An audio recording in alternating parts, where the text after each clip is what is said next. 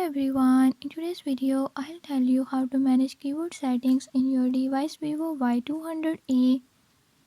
In this video I'm gonna show you how you can do it. Before I start, if you are new to my channel, don't forget to subscribe and hit the bell icon. Watch complete video and learn how you can do it. Let's watch the video.